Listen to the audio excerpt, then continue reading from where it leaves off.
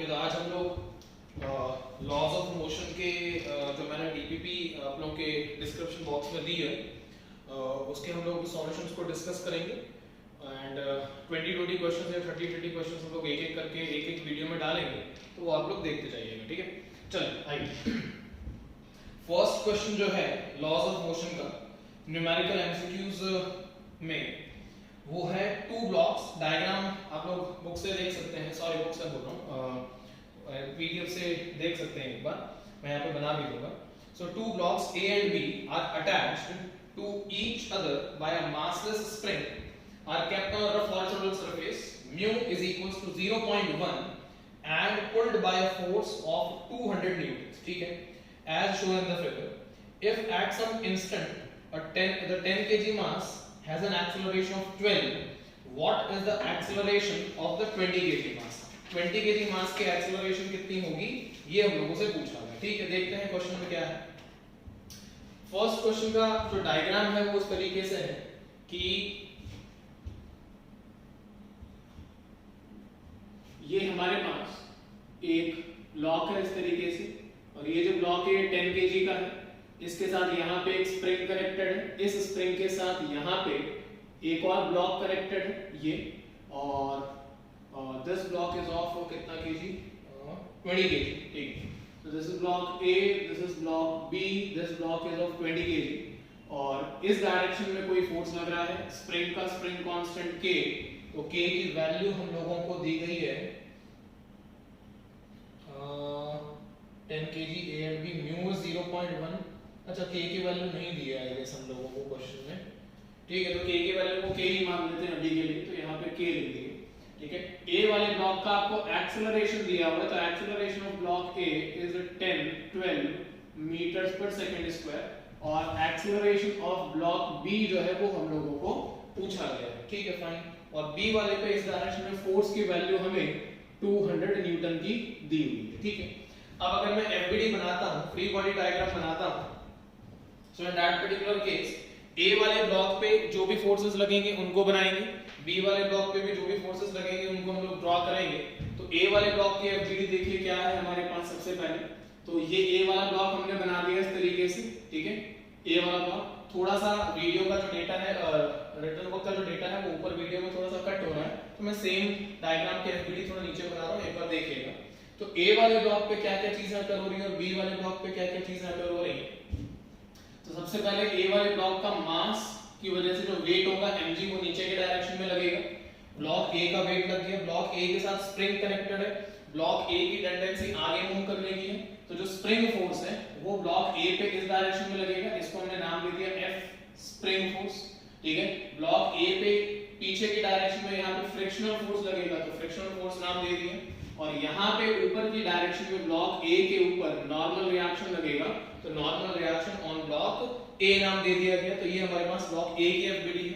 वैसे अगर मैं ब्लॉक बी की एफबीडी बनाता हूं, तो ब्लॉक बी की एफबीडी क्या बनेगी, ब्लॉक बी, तो ब्लॉक बी पे एक फोर्स तो हमारा अप्लाइड फोर्स है, तो applied force is F applied, and that is nothing but equals to 200 Newton's.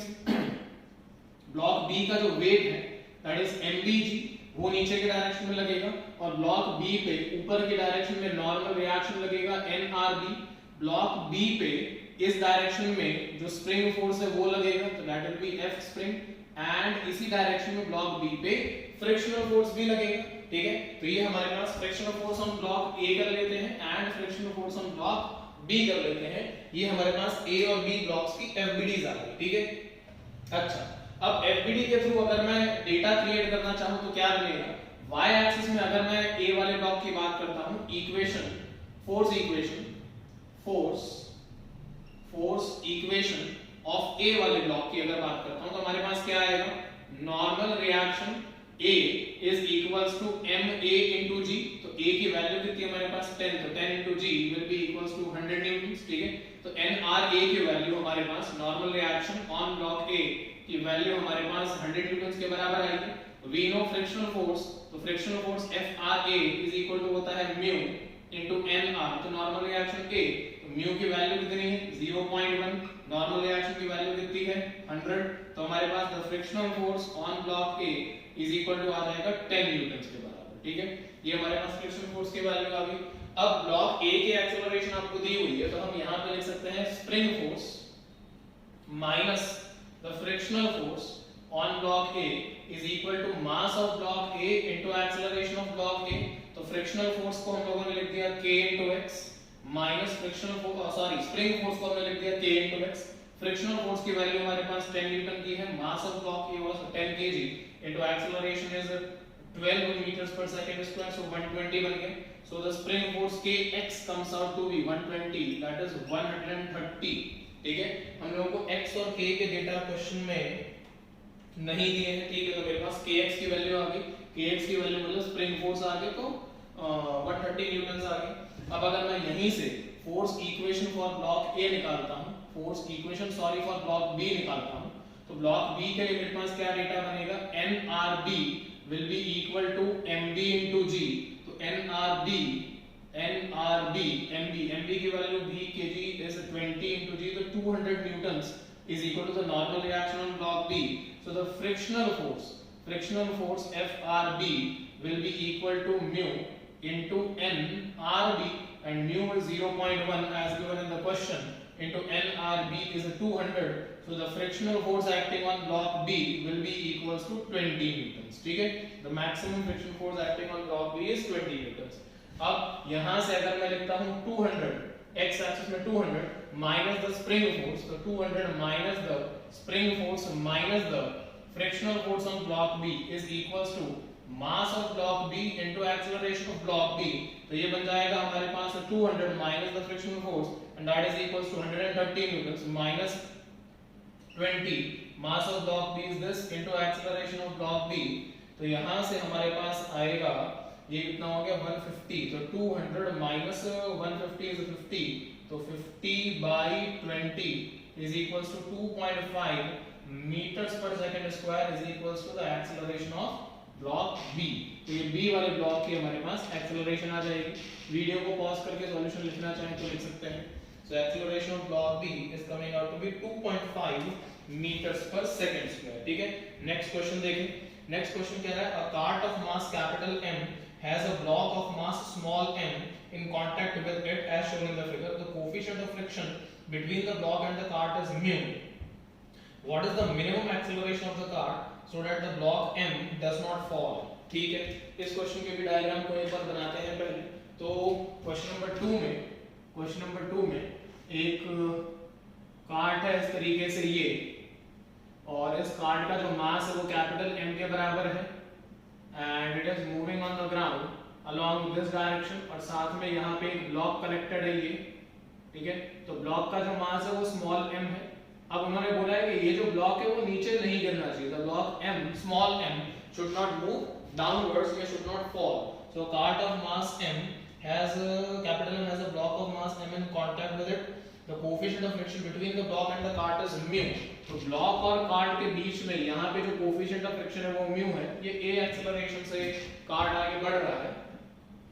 What is the minimum acceleration of cart so that the block m does not fall। ठीक है, तो हम एक काम करते हैं, हम लोग ब्लॉक m, ये कार्ट है, दिस द कार्ट, ठीक है, तो हम लोग ब्लॉक m की fbd बनाते हैं। तो ये अगर हमारे पास ब्लॉक m है स्मॉल m, तो ब्लॉक m का हमारे पास fbd क्या बनेगा, तो समझें। कार्ट अगर आगे चलेगा तो कार्ट के रेस्पेक्ट में अगर ब्लॉक m की बात करेंगे, मूविंग फ्रेम ऑफ रेफरेंस, तो कार्ट के कारण ब्लॉक के ऊपर जो सूडो फोर्स लगेगा, ब्लॉक के ऊपर जो सूडो फोर्स लगेगा वो कितना लगेगा, ब्लॉक का मास इनटू सिस्टम की एक्सेलरेशन या फिर फ्रेम ऑफ रेफरेंस की एक्सेलरेशन। ठीक है, अब यहाँ पे नीचे ब्लॉक का वेट mg लगेगा, block is in contact with the cart. If the block is in contact with the cart मतलब क्या हो गया, ब्लॉक पे ऊपर की डायरेक्शन में ऐसे फ्रिक्शनल फोर्स लगेगा। ठीक है, ये लगेगा हमारे पास, और कार्ट क्या करेगी ब्लॉक के ऊपर, what will the cart do on the block, it will provide a normal reaction. ठीक है, तो वो जो नॉर्मल रिएक्शन है वो हमारे पास इस डायरेक्शन में इस तरीके से ये लग जाएगा। ठीक है, अब आपको ये बात समझ में आनी चाहिए कि since the block is at rest, ठीक है, rest with respect to cart, cart के रेस्पेक्ट में ब्लॉक तो रुका हुआ, अगर कार्ट के रेस्पेक्ट में ब्लॉक रुका हुआ इसका मतलब क्या हो गया कि normal reaction nr is equal to mass into acceleration ma। ठीक है, दूसरी बात क्या कि जो फ्रिक्शनल फोर्स है वो ज्यादा होना चाहिए किससे, the weight of the block से, अदरवाइज ब्लॉक रुका हुआ नहीं रहेगा। In that particular case what we know कि friction F is equal to होता क्या है, म्यू इनटू nr, ठीक है। तो ये किससे ज्यादा होना चाहिए, mg से, एंड nr की वैल्यू कितनी है, ma, तो mu into ma should be more than mg, m से m कैंसिल कर दीजिए, तो acceleration a should be greater than g divided by mu, ठीक है। ये एक्सीलरेशन होनी चाहिए हमारे पास ब्लॉक की, सॉरी कार्ड की, ताकि ब्लॉक जो है वो रेस्ट पे ना आए, ठीक है। So that was our second question. Third question पढ़ते हैं। Question number 3 says a body of mass m is kept stationary on a rough inclined plane of an angle of inclination theta. The magnitude of the force acting on the body by the inclined plane is, the magnitude of the force acting on the body by the inclined plane is, ठीक है। तो question में क्या दिया गया है, third question में कि एक बॉडी है वो इंक्लाइंड प्लेन पे इस तरीके से रेस्ट पे है, तो ये एक इंक्लाइंड प्लेन बना लिया हम लोगों ने। इंक्लाइंड प्लेन का एंगल ऑफ इंक्लिनेशन ये जो है ये थीटा के बराबर है। यहाँ पे ये हमारे पास एक ब्लॉक है, ठीक है। ब्लॉक का जो मास है वो m है। अब m मास के अगर मैं FBD बनाता हूँ, ठीक है, और ये ब्लॉक रेस्ट पे है ये हमें पता है, FBD बनाता हूँ तो ब्लॉक m का वेट mg नीचे लगेगा, ठीक है। ब्लॉक m पे इस डायरेक्शन में और इस डायरेक्शन में mg के कंपोनेंट्स आएंगे, तो ये वाला जो एंगल होगा ये थीटा कहलाएगा। तो ये component mg into cosine of theta कहलाएगा, ये component mg into sine of theta कहलाएगा। ऊपर की डायरेक्शन में नॉर्मल रिएक्शन आ जाएगा और इस डायरेक्शन में ऐसे the frictional force will come, ठीक है। तो ये हमारे पास FBD बनेगी। अब अगर ये हमारे पास FBD है तो उसने पूछा क्या है कि what is the magnitude of the force acting on the block by the inclined plane. Question को थोड़ा ध्यान से समझे। उसने पूछा क्या, मैं यहाँ पे बकायदा लिख रहा हूँ, magnitude of force acting on the block, magnitude of the force acting on the block due to the inclined plane, inclined plane की वजह से ब्लॉक के ऊपर नेट फोर्स कितना लग रहा है वो उसका मैग्नीट्यूड पूछ रहा है, ठीक है। तो यहाँ से इस FBD से आपको क्या समझ में आ रहा है कि जो नॉर्मल रिएक्शन है NR वो किसके बराबर है बेटा, mg into cosine of theta के। ब्लॉक रेस्ट पे है तो जो फ्रिक्शनल फोर्स है वो किसके बराबर है, तो mg into sine of theta. इतनी बात आप सभी को समझ में आनी चाहिए कि नॉर्मल रिएक्शन जो है वो mg कोसाइन ऑफ थीटा के बराबर है, फ्रिक्शनल फोर्स जो है वो व्हाट टू से mg क्या साइन ऑफ थीटा के बराबर है, ठीक है। अब उसने नेट फोर्स पूछा है, तो नेट फोर्स का मतलब क्या हो गया, जो इंक्लाइंड प्लेन होगा वो क्या करेगा, नेट फोर्स की वैल्यू मैं कैपिटल F मान के चलूंगा तो वो अंडर रूट ऑफ किसके बराबर निकालेगा, नॉर्मल रिएक्शन के स्क्वायर के प्लस फ्रिक्शनल फोर्स के स्क्वायर के।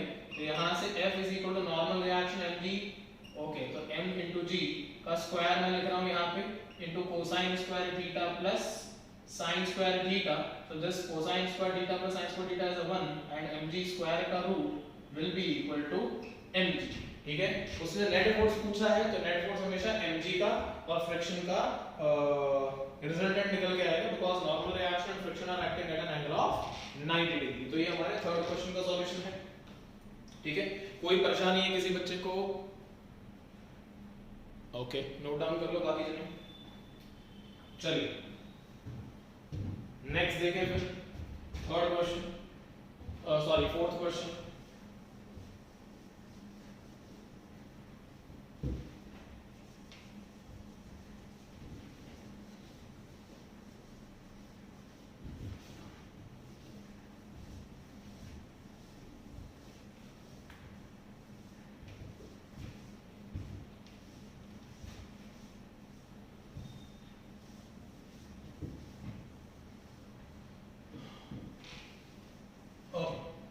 फोर्थ क्वेश्चन देखें क्या है। Question number 4 says two blocks 1 kg and 2 kg। Okay, मैं पहले डायग्राम बना लेता हूं क्वेश्चन नंबर 4 का। 4 में दो ब्लॉक्स, ओके, तो ये एक ब्लॉक है हमारे पास, इस ब्लॉक के नीचे हमारे पास यहाँ पे we have another block like this, okay, और A and B, so this is block A, this is block A, this is block B, और यहाँ पे कुछ तो एरो है, यहाँ पे ये है, दोनों एक पुली से कनेक्टेड है, एक पुली आ गई, this pulley is fixed like this and this is our diagram, ठीक है, इस तरीके से। अब आगे उन्होंने बोला है 1 kg 2 kg F फोर्स, ठीक है, तो यहाँ पे F फोर्स लिखा होगा and this block A is a 1 kg block and the block B is a 2 kg block, ठीक है। So this is the diagram in the question. So question says block A and B 1 kg and 2 kg are connected by a spring passing over a smooth pulley, एक minute, passing over a smooth pulley, ठीक है, and B rest on a rough horizontal surface and A rest on B, ठीक है, A जो है वो B के ऊपर रेस्ट कर रहा है, तो coefficient of friction between A and B is same as between B and the ground। तो coefficient of friction A और B के बीच में मान लो म्यू है, तो ग्राउंड और बी के बीच में भी कितना होगा, म्यू होगा। ये क्वेश्चन में हम लोग लेके चल रहे हैं। फिर आगे उन्होंने बोला the minimum horizontal force capital F required to move A to the left is 25 newton, ठीक है, तो म्यू A वाले ब्लॉक को मूव करने के लिए जो मिनिमम वैल्यू है वो हम लोगों को 25 न्यूटन की दी हुई है, ठीक है भाई, बहुत बढ़िया। उसके बाद G की वैल्यू आपको 10 लेनी है, तो कोएफिशिएंट ऑफ फ्रिक्शन कितना होगा दोनों के बीच में, तो हमें म्यू की वैल्यू फाइंड करनी है। इस क्वेश्चन में बेसिकली हमें म्यू की वैल्यू फाइंड करनी है, ठीक है, एक बार ट्राई करिए, मैं एक मिनट के बस।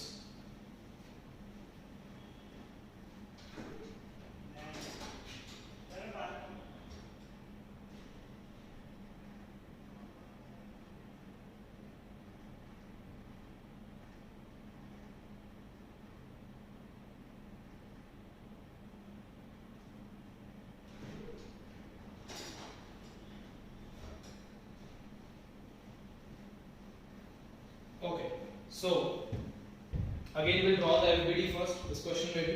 So A वाला ब्लॉक जो है और B वाला ब्लॉक जो है उनके FBDs बनाते हैं, देखते हैं क्या FBDs बनती है। तो A वाले ब्लॉक की अगर मैं बात करता हूँ, A वाले ब्लॉक की, तो ये हमारा ब्लॉक A है, ब्लॉक A, तो ब्लॉक A का जो वेट है तो उसको हम लोगों ने नाम दे दिया MAG। ब्लॉक A के ऊपर की डायरेक्शन में जो नॉर्मल रिएक्शन लगेगा वो NRA है। ब्लॉक A के साथ रोप कनेक्टेड है, यहाँ पे तो टेंशन लगेगा T, एंड ब्लॉक A पे अप्लाइड फोर्स है कैपिटल F का, तो वो हो जाएगा ये, एंड ब्लॉक A की टेंडेंसी मूव करने की है, तो ब्लॉक A पे इस डायरेक्शन में फ्रिक्शनल फोर्स लग जाएगा F या FA व्हाटएवर सूट्स यू, ठीक है। तो ये हमारे पास ब्लॉक A की FBD बन जाएगी। ब्लॉक A में FA लिखना चाहे तो FA वरना mu into NRA whichever way is suitable to you, ठीक है। तो ये ब्लॉक A की FBD बन गई हमारे पास। ब्लॉक B की FBD भी बना लेते हैं एक बार, तो ब्लॉक B को यहाँ नीचे ही बनाते हैं। तो ब्लॉक B की FBD कैसी बनेगी जरा देखें, ये ब्लॉक B है, ब्लॉक B पे इस डायरेक्शन में एक फोर्स लग रहा है टेंशन T का, ठीक है, देन ब्लॉक B पे इस डायरेक्शन में फ्रिक्शनल फोर्स लगेगा, तो ये लगेगा FB, FB की वैल्यू कितनी होगी, तो म्यू इनटू NRB, ये बन जाएगा।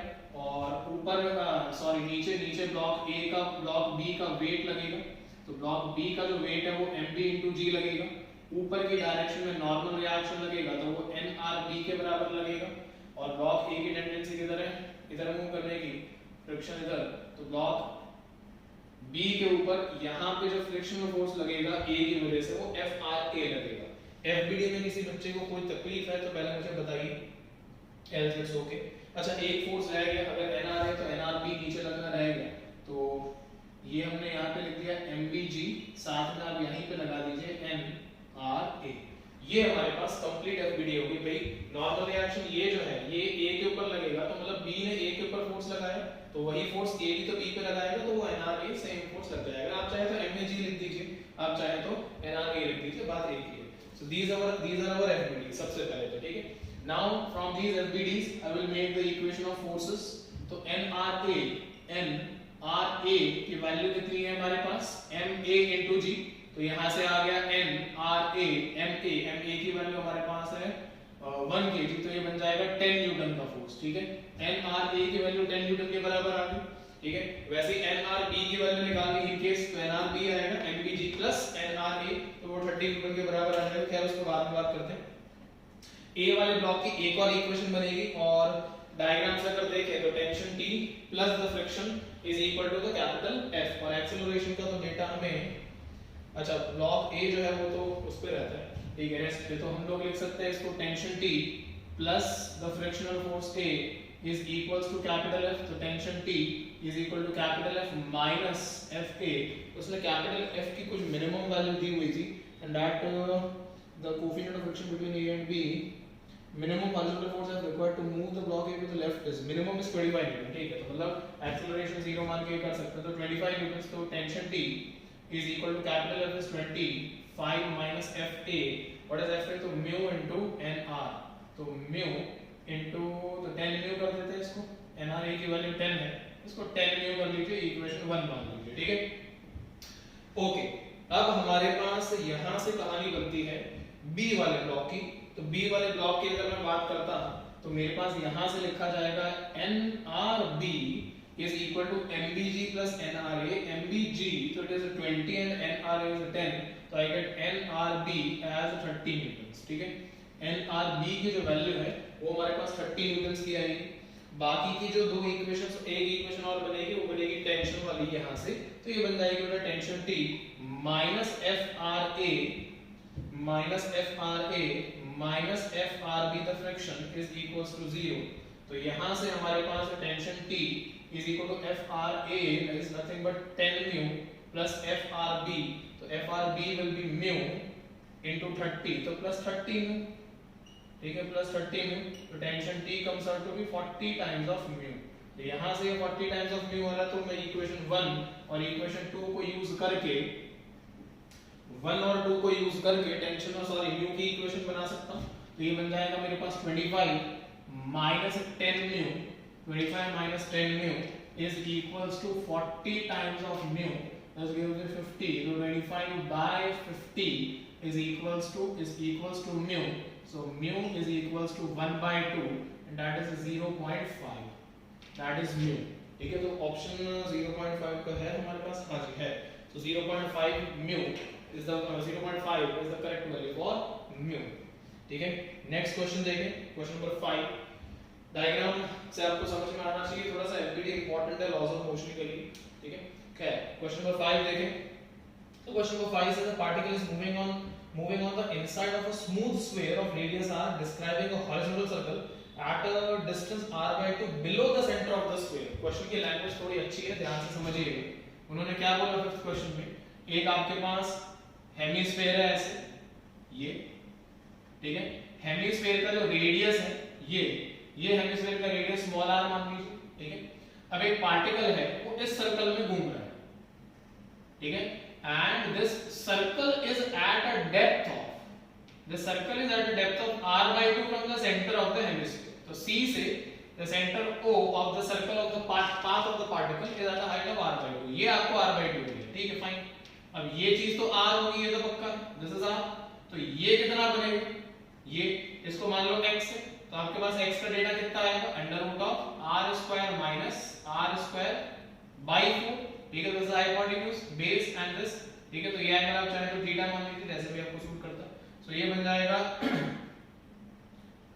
ये क्या करते हैं मैंने 4r square and minus 3r square, तो रूट 3r बाय 2, ठीक है। तो ये जो वैल्यू है x की आपके पास, ये हमारे पास आ गई है under root of 3r divided by 2, ये हमारे पास बेस की वैल्यू आ गई। आगे का क्वेश्चन देखते हैं एक बार।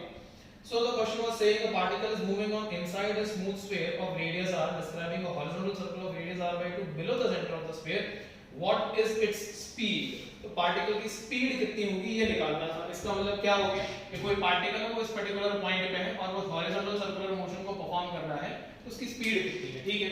तो सबसे पहली बात ये कि इसमें एफबीडी क्या बनेगी, तो पार्टिकल का जो वेट होगा, पार्टिकल का वेट mg वो इस तरीके से लगेगा, यहाँ पे weight will be mg, and horizontal circle है तो सेंट्रीफ्यूगल फोर्स, तो सेंट्रीफ्यूगल फोर्स इस डायरेक्शन में कितना लगेगा, सेंट्रीफ्यूगल फोर्स लगेगा m into v square by r, ठीक है, ये फोर्सेस लगेंगे। एंड अगर नॉर्मल रिएक्शन आप बनाना चाहते हैं तो इस डायरेक्शन में नॉर्मल रिएक्शन लग जाएगा लाइक दिस। तो these three forces are acting on the particle, ठीक है। नाउ अच्छा रेडियस हमारे पास आ गया है √3r/2, ओके, ठीक है। एक काम करते हैं, मैं पार्टिकल का एफबीडी यहां अलग से बनाता हूं एक बार। तो पार्टिकल ये रहा मान लीजिए, ठीक है, एंड पार्टिकल पे इस पर्टिकुलर डायरेक्शन में एक फोर्स लग रहा है नॉर्मल रिएक्शन का, ठीक है। ये लाइन हमने हॉरिजॉन्टल कर लिया ऐसे, तो ये एंगल जो है वो हमारा थीटा था। तो यहाँ पे इस डायरेक्शन में एक कंपोनेंट आएगा नॉर्मल रिएक्शन का nr into cosine of theta, and ऊपर की डायरेक्शन में क्या कंपोनेंट आएगा nr into sin of theta.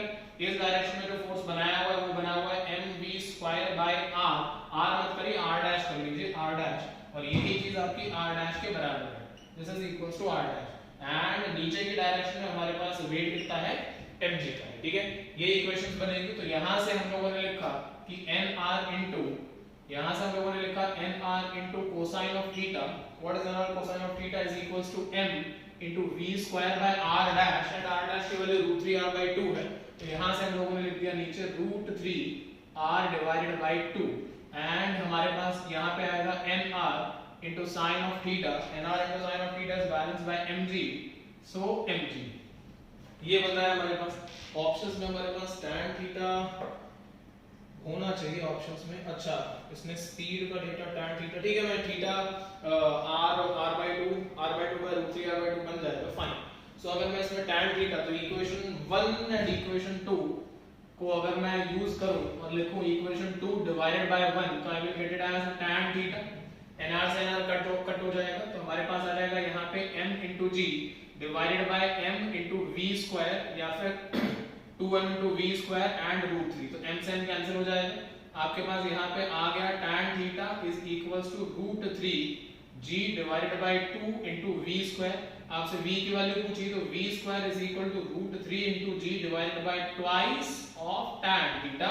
यहाँ से हमारे पास फिगर में देखें तो tan theta is perpendicular by base, so r/2 by √3r/2, so we get r/2 into 2 by √3r, and we get equals to 1 upon √3, so v square is equal to √3 into g divided by 2 tan theta, so it will give me ऊपर एक √3, so v square is 3 into g by 2, so v is equal to √3g by 2, ठीक है। ये हमारे पास बने गए √30 √3g by 2। एक minute, हमारे में are we missing something? r कहाँ गया? क्या करूँ कभी? tan theta is r/2 by this. What is its speed? So v square is equal to हमारे पास क्या आया? √3g by mv square by r। मैंने कहाँ पे r मिस कर दिया? nr sin थीटा mg, अच्छा इसका एक r मेरा मिस है ना, so √3r, तो ये एक r ऊपर आएगा, यहाँ पे एक r ऊपर आएगा, यहाँ पे एक r ऊपर आएगा, tan थीटा यही रहेगा, √3 into r एक ऊपर आएगा, r यहाँ पे भी आएगा और इसमें भी r आएगा। सो आंसर बन गया हमारा √3rg by 2। तो आंसर में एक r मिस हो रहा था, तो I guess this should be the answer, √3rg by 2। Next question देखते हैं, ये फिफ्थ क्वेश्चन था शायद। सिक्स्थ क्वेश्चन देखें। So question number 6 says एक मिनट, पुली सिस्टम है तो बना लेते हैं पहले एक बार क्वेश्चन नंबर 6 को। तो क्वेश्चन नंबर 6 में एक पुली है इस तरीके से, एंड इस पुली के साथ यहाँ पे एक मास हैंग हुआ है, this mass is m1 I guess, we have another pulley over here, and we have two masses like this, so 100 grams and 200 grams. So this is pulley P2, this is pulley P1, your fixed points over it, and ये वाला जो block है ये 200 grams का है, और ये वाला जो ब्लॉक है ये 100 ग्राम्स का है, ठीक है। So this is given in the question.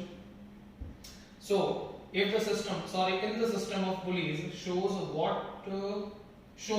what should be the value of m1? Okay, तो mass m1 की तो हमें वैल्यू ही पूछ ली गई है। So what will be the value of mass m1 such that 100 gram remains at rest? ठीक है, 100 ग्राम को आपको रेस्ट पे रखना है, और m1 की वैल्यू कितनी हो ये हम लोगों से पूछा है, फाइन। और g की वैल्यू आप लोगों को इसमें 10 के बराबर लेनी है, ठीक है। आइए देखते हैं, सबसे पहले FBD को डिफाइन करें यहाँ पे। तो FBD क्या बनेगी हमारे पास, यहाँ पे नीचे 100 ग्राम्स है, तो 100 ग्राम्स मतलब हो गया आपका 0.1 kg into 10, मतलब ग्रेविटी का 10। तो ये आपके पास आ गया 1 न्यूटन का फोर्स नीचे लगेगा, 200 ग्राम्स में नीचे 2 न्यूटन का फोर्स लगेगा। देन ऊपर की डायरेक्शन में ऐसे यहाँ पे और ऐसे यहाँ पे टेंशन T लगेंगे, यहाँ पे ऐसे टेंशन T और ऐसे टेंशन T लगेगी। अब इस पुली के ऊपर अगर मैं बात करता हूँ पुली P2 के ऊपर, तो P2 के ऊपर नीचे की डायरेक्शन में एक टेंशन T और यहाँ पे नीचे की डायरेक्शन में एक टेंशन T, तो ऊपर की डायरेक्शन में जो टेंशन आएगा वो 2T आएगा, वैसे ही यहाँ पे भी 2T बन जाएगा। यहाँ पे हमारे पास 2T आएगा, नीचे की डायरेक्शन में m1 into g एंड ऊपर की डायरेक्शन में तो टेंशन विल बी 2T। ऊपर यहाँ पे पूछता कोई तो हम 4T बोलते हैं, ठीक है। तो ये हमारे पास बनेगा FBD। अच्छा भाई बहुत बढ़िया। अब m1 वाला जो मास है ये मैं मान रहा हूँ कि ऊपर की डायरेक्शन में a एक्सेलरेशन परफॉर्म करना है, मतलब ये जो पुलिंग है वो नीचे आएगी और ये वाला मास ऊपर जाएगा इस तरीके से। So what will happen basically 2T force will be dominating over m1 into g is equals to m1 into a. So ये इक्वेशन बनेगी हमारे पास m1 मास की, से this is equation 1. Now 100 gram is at rest, this is given in the question. 100 gram cannot move. So if this 100 gram cannot move and this is the acceleration a, then acceleration of pulley P2, भाई ये एक single रोप से connected है, अगर ये एक single रोप से connected है तो पुली P2 की एक्सेलरेशन कितनी होगी, a के बराबर जितनी m1 की उतनी पुली P2 की। Now what, 0 plus acceleration of 200 grams by 2 is equals to the acceleration of pulley P2, average वाला कंसेप्ट, ठीक है। तो acceleration of 200 grams is equals to आएगा twice the acceleration of pulley P2, so acceleration of 200 grams is equals to 2 into acceleration of pulley P2, अच्छा is a, so this is equals to twice of a, ठीक है। तो 200 grams की जो acceleration है वो twice of a है, इसका मतलब क्या हो गया, आप लिख सकते हैं 2 न्यूटन का जो फोर्स है, 2 न्यूटन का जो फोर्स है minus the tension T is equals to mass of this is 2 newtons into ठीक है into 2a into 2a, so this is 2 minus T is equals to 4a, so this is equation number 2, ठीक है। एक equation ये है हमारे पास, और first और सेकंड को जरा हम लोग सॉल्व करते हैं, देखते हैं क्या बनता है, ठीक है। ऑप्शंस मैच होते हैं नहीं होते हैं, लेट अस सी।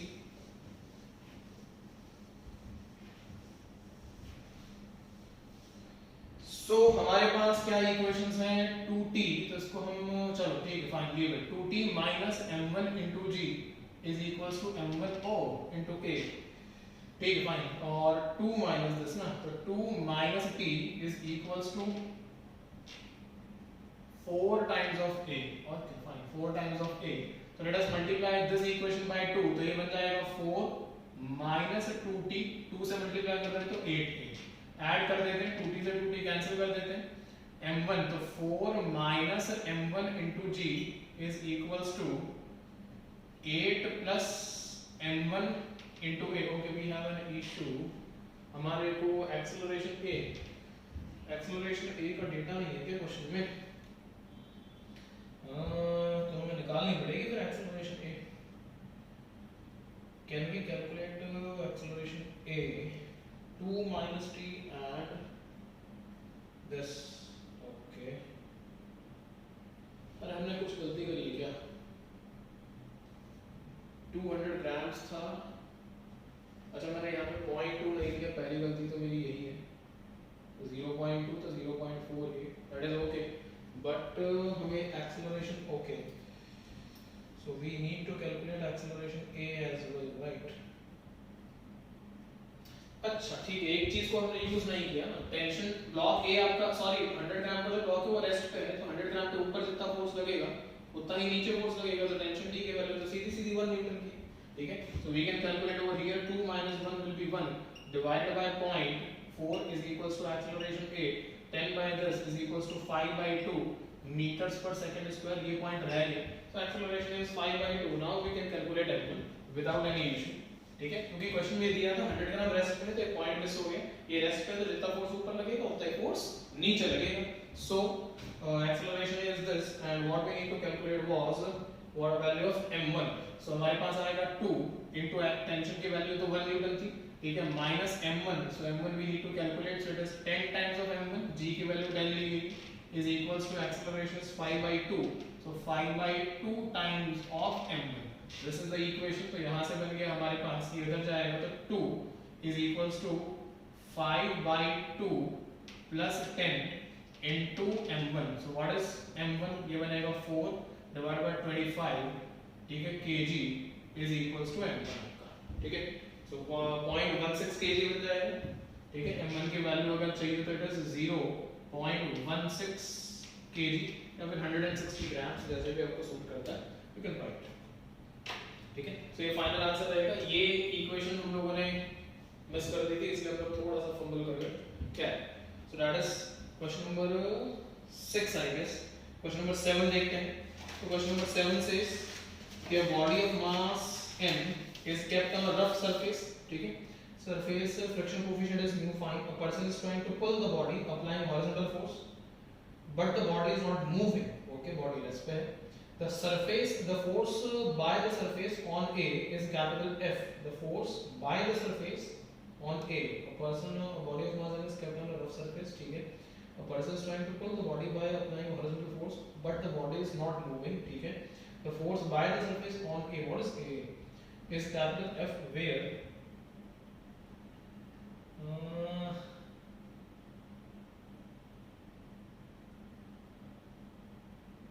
okay fine, ठीक है, देखते हैं where is F where, ठीक है, F और mg का इन सबके बीच में रिलेशन निकालना है। चलो ठीक है, डायग्राम बना के देखते हैं क्या होता है। Body of mass m is kept on a rough horizontal surface, a person is trying to pull the body by applying a force but the body is not moving।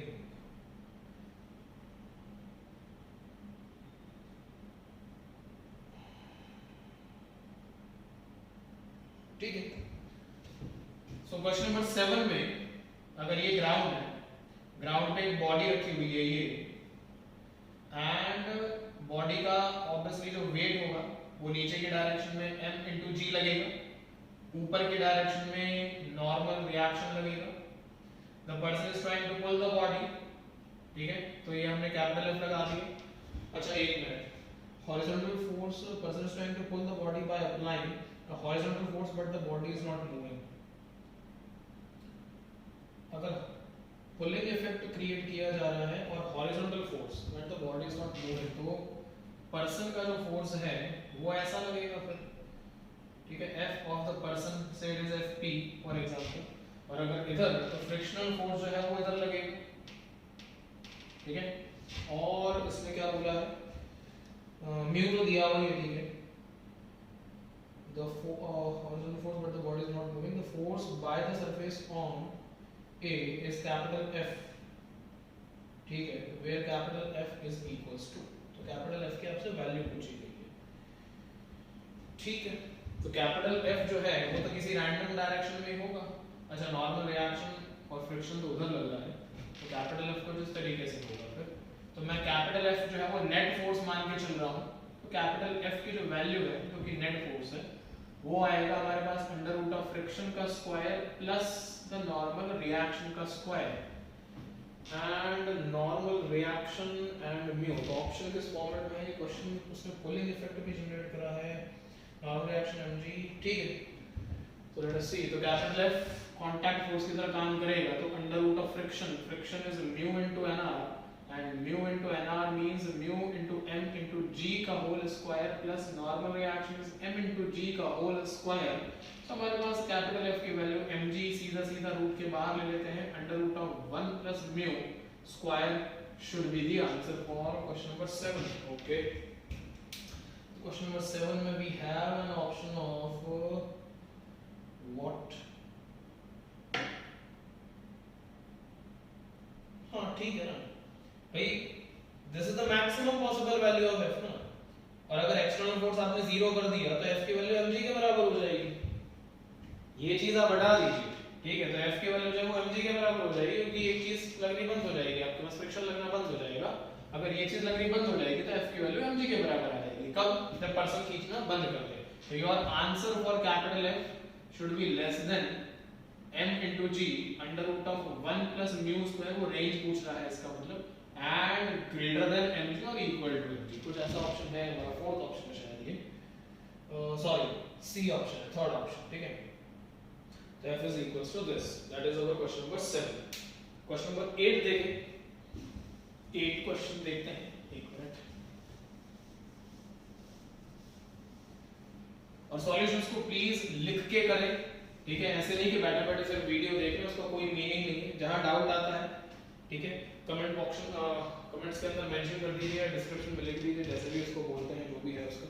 खैर 8th क्वेश्चन देखें उसको, next 8th question में क्या कह रहा है, okay पहले FBD बना लेता हूँ, सॉरी डायग्राम बना लेते हैं। तो ये एक ऐसी पुली है कोई, और यहाँ से the rope is pulled downwards, then centre पे we have like this and there is a rope and there is another rope and there is another rope. तो ये तीन ऐसी रोप्स हैं and the two ropes are connected, इसको बाद में handle करते हैं। so these two ropes are connected by a pulley and this is somewhere over here like this। नीचे हमारे पास यहाँ पे एक वेट लगा, I guess 1 kg शायद नहीं 18 kg, 18 kg। यहाँ पे force is capital F and this is forced। तो इस तरीके से कुछ डायग्राम है हमारे पास। So question says, question number 8, figure shows at the free end light string force F is applied to keep the suspended mass of 18 kg at rest। ठीक है, हम इसको यहाँ से पुल करके रख लें ताकि ये वाला मास रेस्ट पे है। ओके, उसके बाद बोला गया है कि assuming pulley is light then force exerted by the ceiling on the system is, ceiling on the system। Okay, FBD से हमें थोड़ा देखना पड़ेगा और G की वैल्यू 10 है। ठीक है fine, let's see.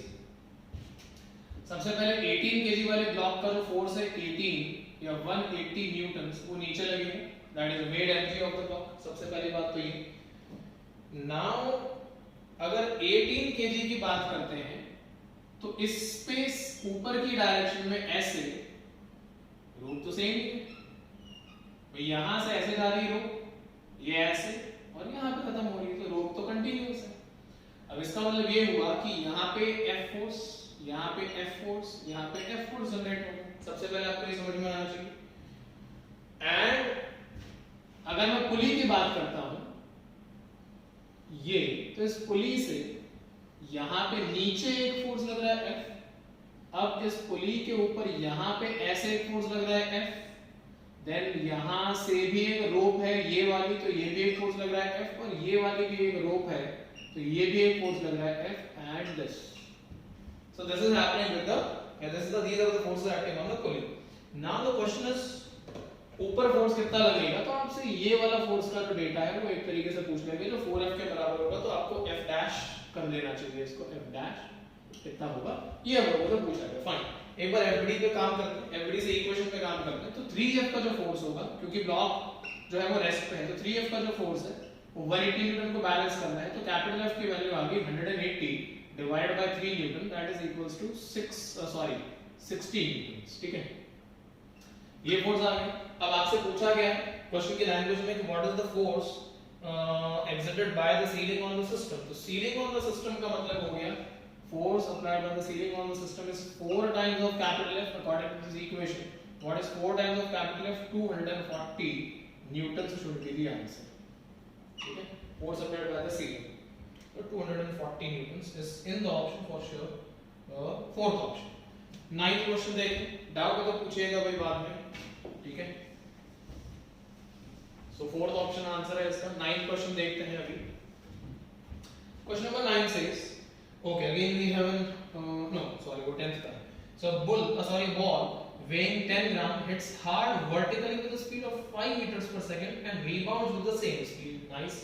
the ball remains in contact with the surface for 0.01 seconds। the average force exerted by the surface on the ball is, average force निकालना है। ठीक है, तो चेंज इन मोमेंटम का क्वेश्चन हो गया, और कितने ग्राम की बॉल है, 10 ग्राम की बॉल है और स्पीड हमारी सेम है। ठीक है, क्वेश्चन को देखें फटाफट से। क्वेश्चन नंबर 9, तो फोर्स इज इक्वल्स टू होता है rate of change of linear momentum, that is dp by dt। F vector is this, so force F vector is equal to mass is 10 grams, so 10 into 10 to the power minus 3 kg हो गया हमारे पास। ठीक है, 10 into 10 to the power minus 3 kg into velocity, तो rebound होने के बाद velocity +5 and -5, so 5 minus 5 and the time is 0.01 seconds। शायद 1 मिनट, टाइम की वैल्यू कितनी थी, कांटेक्ट फॉर 0.01 सेकंड। ठीक है फाइन। तो ये बन जाएगा हमारे पास f vector is equals to 10 to the power -2 and this 100 will go up, so this, तो ये इससे कट जाएगा, 5 plus 5 will be at 10, so the force exerted should be a 10 Newton force, ठीक है, so this should be the force or the answer of the force 10 Newton है हमारे पास, I guess second option, ठीक है, खैर, तो second option के बाद 10th क्वेश्चन देखिए फटाफट से, ये तो आसान क्वेश्चन था, 9th वाला तो बहुत, 10th क्वेश्चन के डायग्राम को एक बार बना लें, A, B and C and we have a single rope and B is connected by a new rope, ठीक है, तो 10th क्वेश्चन का डायग्राम देखें क्या है, just a second. 10th question में क्वेश्चन नंबर 10, तो डायग्राम कुछ ऐसे रहेगा इसका कि सॉरी 3 पुली से 2 पुली से कैसे है, ओके, तो एक पुली यहाँ पे कनेक्टेड है ऐसे, ये और ये हमारे पास एक ब्लॉक है, ब्लॉक ए के बाद यहाँ पे एक और पुली है और यहाँ पे भी एक और पुली है और यहाँ भी कोई ब्लॉक है, this is fixed, so we have another block as block B and this is block C, ठीक है, तो कुछ ऐसा ही है आई गेस, सी को सी के लेवल में ले लेते हैं, so this is how the diagram is C, okay, question को पढ़ते हैं एक बार, सो द क्वेश्चन इज कि the pulleys in the diagram are smooth and light, fine, acceleration of block A is upwards and acceleration of C is F downwards, the acceleration of A is A upwards, अच्छा, मतलब block A की जो acceleration है उसकी value दी हुई है and block A की जो acceleration है वो A है और ये upwards है और ब्लॉक C की जो acceleration है वो नीचे है और उसकी वैल्यू F दी हुई है, ठीक है, फाइन, is downwards ना, क्या दिया हुआ था, C is F downwards, the acceleration of B is, तो B की जो acceleration है वो हम लोगों को निकालनी है, फाइन, तो एक काम करते हैं, ये ऊपर जा रहा है, ये नीचे जा रहा है, ये नीचे जा रहा है, तो मैं ऐसा अज्यूम कर रहा हूँ कि ब्लॉक B जो है वो ऊपर जा रहा है, I'm assuming this, not necessary कि जाएगा ही जाएगा, अब मेथड आप लोगों को बहुत अच्छे से पता है, इस फ्रेम ऑफ रेफरेंस में length of this much part of the rope is constant, it is not changing, भाई जो पुली के ऊपर वो कभी चेंज नहीं होता, पढ़ाया हुआ है, this much part is again not changing and this much part is again not going to change, so इस फिक्स पॉइंट के रेफरेंस में ये जो लेंथ है रोप की इस पर्टिकुलर पॉइंट से लेके इस पर्टिकुलर पॉइंट का मेथड देख लें, इसको मैंने एल ए मान लिया, फिर इस पर्टिकुलर पॉइंट से लेके इस पर्टिकुलर पॉइंट की ये जो लेंथ है ये इसको मैंने एल बी मान लिया क्योंकि वो बी से कनेक्टेड है, देन यहाँ से लेके यहाँ तक का जो लेंथ है उसको मैंने एल बी फिर से मान लिया और यहाँ से लेके यहाँ तक का जो लेंथ है इसको मैंने एल सी मान लिया, तो I can write length of A plus twice the length of B because L B and L B plus L C is equals to 0, ठीक है, sorry is equal to complete length of the rope is capital L, for example मैं इस वाले part की length, इस वाले part की length, इस वाले पार्ट की लेंथ को नहीं लिख रहा हूं अभी, चाहे तो आप यहां पे लिख के कैपिटल एल कर सकते हो, कोई प्रॉब्लम नहीं है। Now this much part of the length, this part of the length and this part of the length are constants on differentiating both the sides, that part will get 0, only these lengths are getting change, भाई इनका जब motion होएगा तो सिर्फ ये वाली length, ये वाली लेंथ, ये वाली लेंथ और ये वाली लेंथ छोटी बड़ी होगी और किसी लेंथ में कोई फर्क नहीं आएगा, differentiating 2 times with respect to time, we will get acceleration of block A plus twice the acceleration of block B plus the acceleration of block C is equals to 0, and hence acceleration of block A is A plus twice the acceleration of block B we need to calculate plus acceleration of block C is F is equals to 0, क्या ये लिखना सही है? Can we write it like this or we should change it?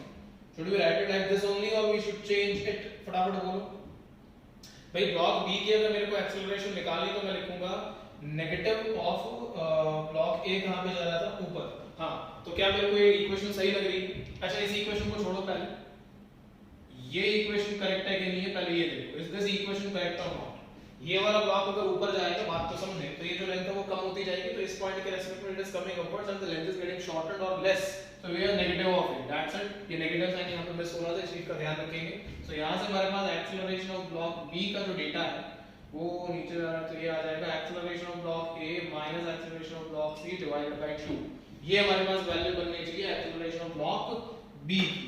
अब इसमें अगर हम answer को पुट सॉरी वैल्यूज को पुट करते हैं तो ब्लॉक ए के एक्सेलरेशन तो ए है और ब्लॉक सी के एक्सेलरेशन एफ है, तो हमारे पास यहाँ से आंसर बनेगा, अच्छा बी भी तो हमने नेगेटिव नहीं लिया, बी भी तो ऊपर जाता होगा ना, तो बी का जो साइन है वो नेगेटिव आएगा, तो ये नेगेटिव का मतलब है क्या बन जाएगा, इसी को उधर भेज दो तो पॉजिटिव हो गया, तो ये हो गया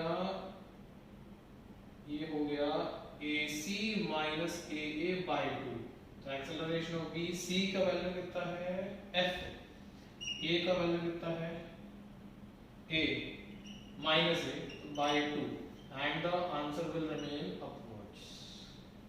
ठीक है, ये हमारा आंसर बन रहा है। मैं एक क्रॉस चेक कर लेता हूँ आंसर इसका। इट इज अच्छा फर्स्ट ऑप्शन ही आंसर है ये, तो A option is the answer then. ठीक है, increase in length as positive लेके चल रहा हूं मैं, सी की वैल्यू को मैंने पॉजिटिव ले लिया है क्योंकि लेंथ बढ़ती जा रही है। डिक्रीज इन लेंथ को मैंने नेगेटिव लिया, इसलिए मैंने माइनस ए यूज करा था। ये भी ऊपर जा रहा है तो the length will decrease, these lengths are going to decrease क्योंकि पूरी की पूरी जो पुली है वो ऊपर जाएगी, पूरी की पूरी पुली ऊपर जाएगी तो लेंथ जो है वो कंपैरेटिवली डिक्रीज होती जाएगी। ये हमारा क्वेश्चन था।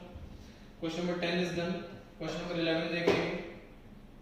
11th क्वेश्चन में भी एफबीडी या डायग्राम पहले मेरे को बनाना पड़ेगा, 1 मिनट।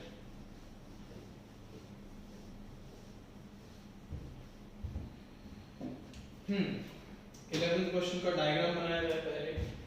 सो क्वेश्चन नंबर 11 में एक बड़ा ब्लॉक है इस तरीके से हमारे पास, ये this is the ground and then अच्छा this is a 5 mkg mass, इसके साथ यहाँ पे कांटेक्ट में एक ब्लॉक है, this is 2 mkg mass। इसको थोड़ा पुली बनानी पड़ेगी हमें, तो इसको बड़ा कर लेते हैं। and this is the pulley passing and this is the rope।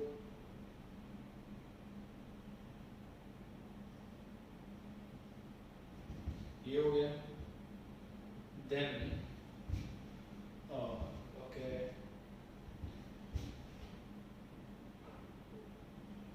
ये जो रोप है ये यहाँ पे एक पुली से कनेक्टेड है and this rope is passing like this। now what, अब ये यहाँ पे ब्लॉक्स, ये diagram.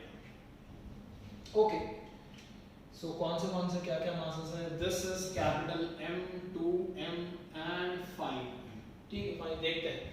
So the question says in the system shown initial acceleration of the wedge 5m, there is no friction, 0, ये अच्छा, तो हमें FBD बनानी पड़ेगी 5m की और बेसिकली 5m और 2m हमारे लिए ज्यादा मैटर करेंगे इस वक्त। ओके, अगर मैं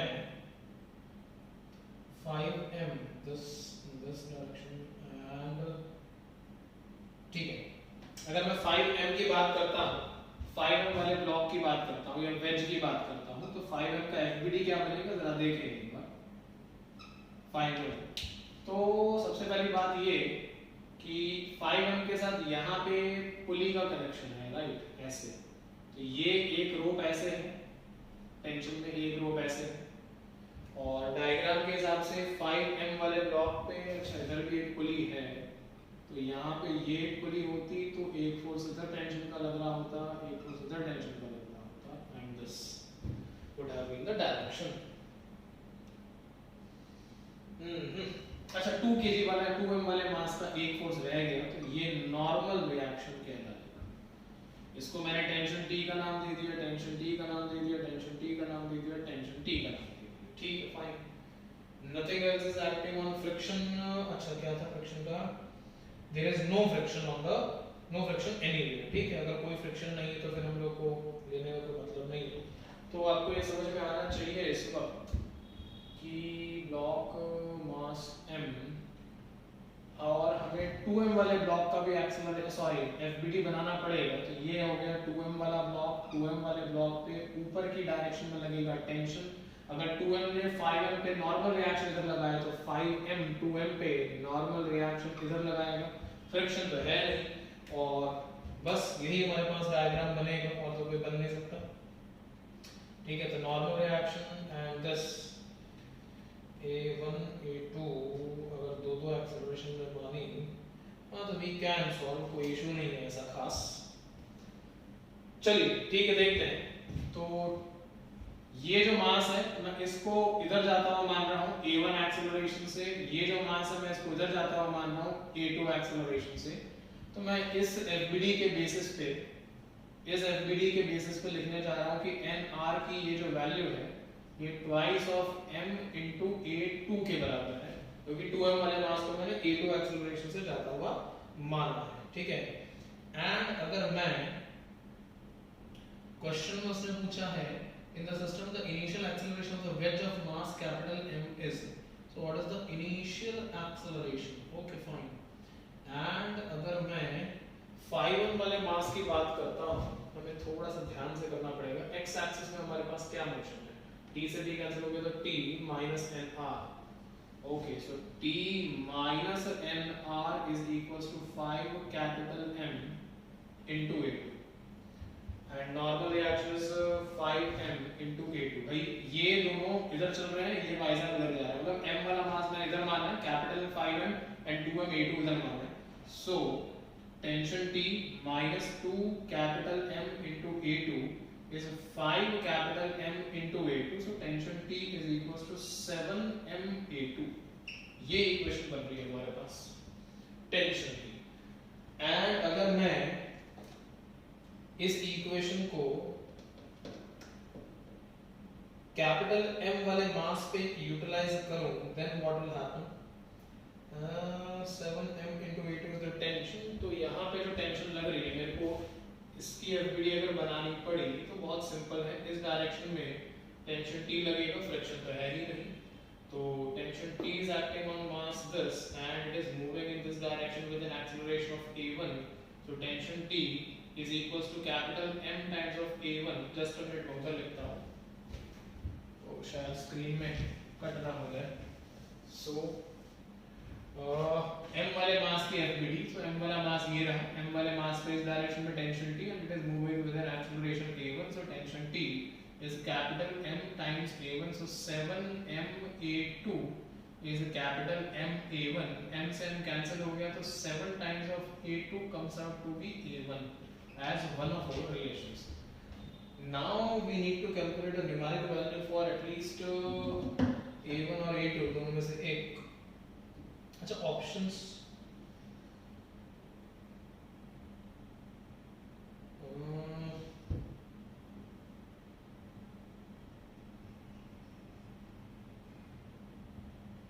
ऑप्शंस नहीं मैच कर रहेंगे, जस्ट मिनट। टेंशन T कितना निकाला, 7m into a2।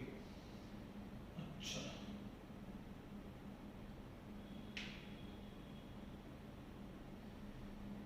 ये तो, अच्छा हमने एक गलती कर दी ना, हम यहाँ पे ये कैसे लिख सकते हैं, क्योंकि ये सिस्टम अगर a2 से इधर जा रहा है और ये a1 से इधर जा रहा है, तो this has to be a1 minus a2 या फिर a2 minus a1 at least with the direction। So what we get it as 7a2 and 8a2, तो 8 times of a2 is equals to a1। हमने इधर वाली acceleration miss कर दी थी, so that is the relation। हाँ, पर अभी भी हमें a2 a1 still there is an issue शायद। अगर मैं फ्रिक्शन के बिना बात करता हूँ तो 2m वाला जो मास है, tension T is 7a2 and 2m वाले मास की acceleration a1 is this, so a1 ये इधर okay we can do. 2m वाले मास की अगर मैं बात करता हूँ तो 2m वाले मास का जो वेट है 2mg वो नीचे लगेगा, ऊपर 2m वाले मास पर टेंशन T लगेगा। If this is moving with a1, this has to move with a1 and this has to move with a1, so is equals to 2m a1 and tension T, so 2mg minus tension T is 7m a2, हाँ, is equals to 2m and what is a1? 8a2। a1 की value है 8a2, तो यहाँ से हमारे पास a2 आ गया, ठीक है। तो कैपिटल M तो कैंसिल ही कर दो, ये बन गया 2g is equal to उधर जाके 16 and 16 तो 23 times of a2, so a2 का आंसर है 2 into g by 23 I guess। What is the option? Oh, second option is the answer then. Second option, B option, 2 into G by 23 is the answer. ठीक है, एक बार note down करें, जरा देखें question में कोई गलती है तो भी देख लो एक बार.